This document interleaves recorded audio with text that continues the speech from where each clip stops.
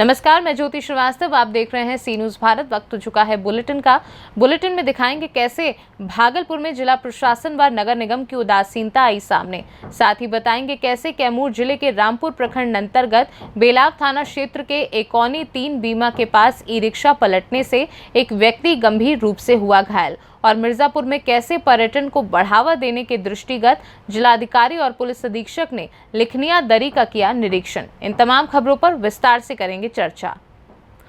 श्रद्धालु पतित पावनी गंगा नदी से गंगा जल लेकर भरकर बरारी सीढ़ी घाट से गोड्डा, धनकुंड, बासुकीनाथ, गोनू धाम के साथ साथ कई शिवालयों में जलाभिषेक करने जाते हैं।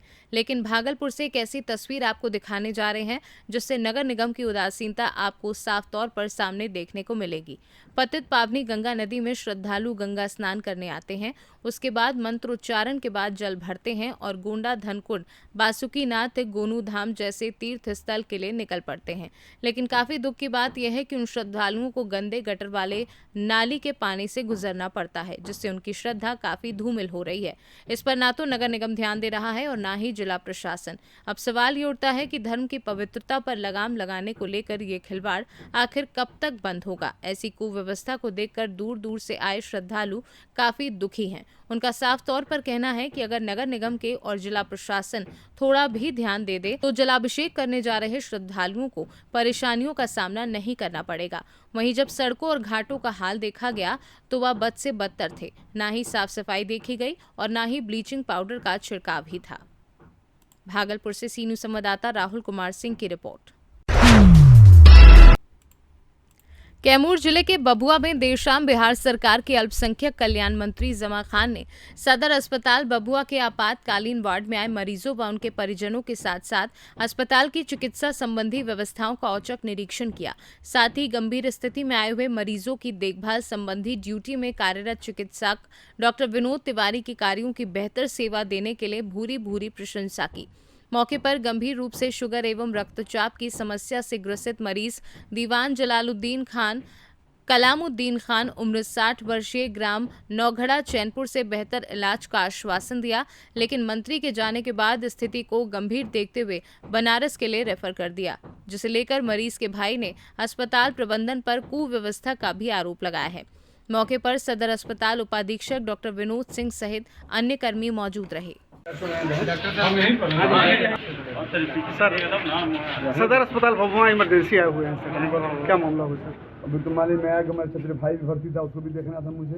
अस्पताल का भी औचक निरीक्षण में किया जी, और जो मुझे देखना था मैं सही पाया। जितने मरीज थे 10 मरीज से मैं बातचीत भी किया। बिल्कुल, लोग यहाँ के दवा से, व्यवस्था से, डॉक्टर साहब के कार्यों से लोग खुश था। मुझे भी अच्छा लगा जी। मैं जिलाधिकारी महोदय को धन्यवाद देना चाहता हूँ, जो भी औचक निरीक्षण करते रहते हैं। बिल्कुल, मेरा तो ये जिला है, मेरा ये घर है। बिल्कुल, मैं अक्सर आता रहता हूँ। जितने अस्पताल के कर्मचारी हों, डॉक्टर हों, सब लोग लगे रहते हैं। आगे भी मैं कहूँगा कि मेरी प्रतिष्ठा का सवाल है, सब लोग लगे रहे, जिससे लगे हैं उससे बढ़ चढ़ लगकर एक मिसाल कायम करें। बिल्कुल, थैंक यू जी। सदर अस्पताल इमरजेंसी आए हुए हैं, क्या मामला है? सदर अपने भाई को लेकर के आए दीवान जमालुद्दीन खान का। इनका शुगर जो है बढ़ा हुआ है, ब्लड प्रेशर बढ़ा हुआ है जी, पेशाब जो है रुक गया जी। और यहाँ हॉस्पिटल में कोई प्रॉपर जो है अरेंजमेंट ही नहीं है जी। रेफर कर रहे हैं इनको, अभी आधा घंटा हो गया रेफर होकर के, अभी तक इनका जो एम्बुलेंस का अरेंजमेंट नहीं हुआ है जी। जैसे लग रहा है कि हम लोग जो है मजाक चल रहा है यहाँ। यानी कि अस्पताल प्रबंधन के ऊपर क्या कहना चाहेंगे? यही करेंगे, बहुत ही जो है दयनीय परिस्थिति है यहाँ, मैं यही बोलूँगा जी। इनके आप कौन है पेशेंट? मैं इनका सगा भाई हूँ जी। आपका क्या नाम हुआ? मेरा नाम दीवान रिजवान खान हुआ, घर नौघड़ा। कैमूर से सी न्यूज़ संवाददाता ओम प्रकाश तिवारी की रिपोर्ट। कैमूर के बबुआ प्रखंड के कोलौंज निवासी किताबुद्दीन पिता मोहिउद्दीन उम्र 40 वर्षीय अपने खेत में धान रोपाई से संबंधित कार्य कर रहे थे। तभी अचानक ठनका गिरने से झुलस गए और परिजनों द्वारा आनन फानन में सदर अस्पताल बबुआ लाया गया, जहां चिकित्सक द्वारा इलाज किया जा रहा है। वहीं मौके पर बिहार सरकार के अल्पसंख्यक कल्याण मंत्री जमा खान ने सदर अस्पताल पहुंचकर मरीज व परिजनों के साथ मिलकर संवेदना व्यक्त की। जी, अभी आप कहाँ आए हुए हैं? सदर अस्पताल भभुआ। क्या करने? भाई है मेरा मझिला, उसको बिजली लगा है। अच्छा, कहाँ पे लगा? गांव में। क्या कर रहे थे? सिवान में वो ट्रैक्टर चला रहे थे, मुही बांध रहे थे और उनको झटका मार दिया। क्या नाम हुआ उनका? सिरताज। पिता का नाम? मोहिउद्दीन। उम्र? इनका 40 साल।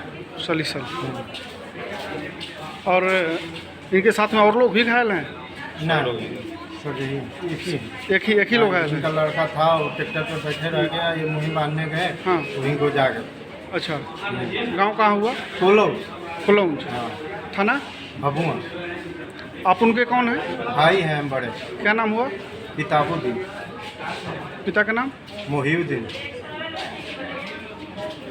अभी स्थिति कैसा लगा? डॉक्टर साहब क्या बताए? डॉक्टर साहब बोले कि मतलब धीरे धीरे आराम होगा। अभी मंत्री जी भी आए हुए थे, हाँ, क्या बताए? वो भी देख के गए। अच्छा, कौन मंत्री थे? जमा कैमूर से सीनू संवाददाता ओम प्रकाश तिवारी की रिपोर्ट। खबर कैमूर से है, जहां पटना ग्राम निवासी ब्रजेंद्र शर्मा और टिंकू पिता बैजनाथ शर्मा उम्र 32 वर्षीय बेलाव में सैलून चलाते हैं। प्रतिदिन की भांति अपने गांव से अपने सैलून जा रहे थे, तब तक एक औनी 3 बीमा के पास पहुंचते ही ई रिक्शा पलट गया, जिसमें 2 पुरुष एक महिला घायल हो गए। पटना गांव के ही नवरंगी देवी पति जगन सिंह यादव उम्र 70 वर्षीय, चमरिया गांव निवासी गंगा भेट उम्र लगभग 85 वर्षीय। आसपास उपस्थित लोगों द्वारा तीनों घायलों को पीएससी रामपुर लाया गया, जहां से डॉक्टरों द्वारा औपचारिक इलाज करने के बाद ब्रजेंद्र शर्मा की गंभीर स्थिति को देखते हुए बेहतर इलाज हेतु सदर अस्पताल भभुआ रेफर कर दिया है। जी, आप कहाँ आए हुए हैं? सदर अस्पताल भगना। क्या करने? वो मेरे चाचा के दवा करवाने के लिए। क्या हुआ है चाचा को? एक्सीडेंट हुआ है। किस जगह पर? एक औनी 3 बीमा के पास, किस चीज़ से? ई रिक्शा से। क्या ई रिक्शा के साथ क्या हुआ? टक्कर मारा है कि पलट गया है? ना पलट गया है। अच्छा, उसमें एक घायल हो चुके हैं? हाँ, घायल हो चुके हैं। अच्छा, और भी लोग घायल है? हाँ, और भी हुए, एक औरत है वो वहीं पर है, कहाँ? वो जहाँ टेम्पो पलटा हुआ है वहीं पर। अच्छा, उसका इलाज?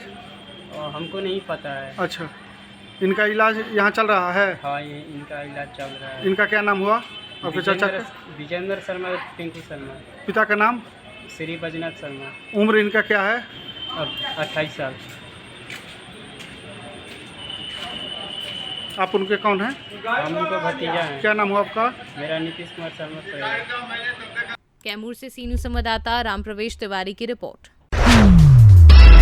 अहरोरा पर्यटन को बढ़ावा देने के दृष्टिगत जिलाधिकारी दिव्या मित्तल व पुलिस अधीक्षक संतोष कुमार मिश्रा ने लखनिया दरी का निरीक्षण किया। सैलानियों की सुरक्षा व पार्किंग आदि व्यवस्था के लिए संबंधित अधिकारियों को दिशा निर्देश दिए।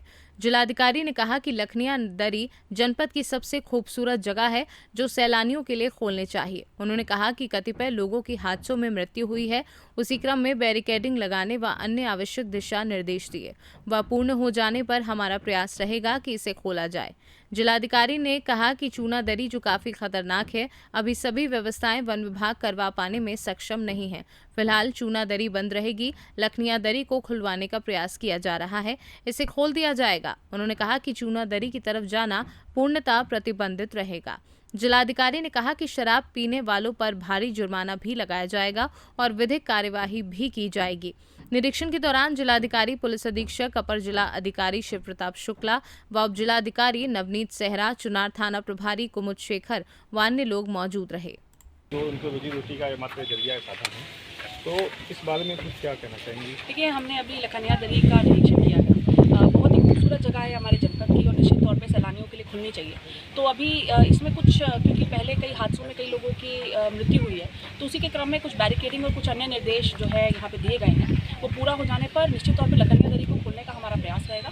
चूना दरी क्योंकि बहुत ज़्यादा अधिक खतरनाक है और अभी वो पूरी व्यवस्थाएं वन विभाग उसको करवा पाने में सक्षम नहीं है, तो फिलहाल के लिए चूना दरी बंद रहेगी, परंतु लखनिया दरी को खुलवाने का प्रयास किया जा रहा है। कब तक मैडम ये खुल पाएगा? अगले कुछ दिनों में, जब जैसे ही इनकी जो व्यवस्थाएं हैं पूर्ण हो जाएगी, अगले कुछ ही दिनों में इसको खोल दिया जाएगा और आपको सूचित कर दिया जाएगा। कुछ शर्तें भी रखी गई हैं कि जैसे पहले जी, इसमें नहीं, बिल्कुल कई शर्तें रहेंगी।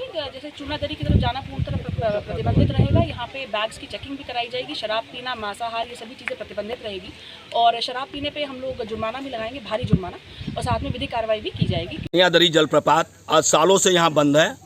दूर दूर से सैलानी आते हैं, मैं भी यहाँ आया हूँ यहाँ पे घूमने के लिए, परंतु यहाँ ताला लगा हुआ है, पुलिस का पहरा है। और जैसा कि आप जानते हैं कि यहाँ अंदर चूना दरी भी है, जो कि 165 फीट की ऊंचाई से पानी गिरता है और नीचे कैंपटी फॉल जैसा दृश्य है। यदि उस गड्ढे को पाट करके वहाँ पे थोड़ा सा समतलीकरण कर दिया जाए तो ये जो लोग डूब करके वहाँ मरते हैं, ऐसी घटना नहीं होगी। और दूसरी चीज़ ये है कि दूर दूर से सैलानी, दूर दराज के सैलानी यहाँ आते हैं और यहाँ देखने के लिए आते हैं और यहाँ ताला बंद होने के कारण निराश होकर के वो घर जाते हैं। यहाँ पे अंदर जो है लिखनिया दरी में भित्त चित्र भी है और भित्त चित्र को देखने के लिए भी लोग आते हैं और निराश होकर चले जाते हैं।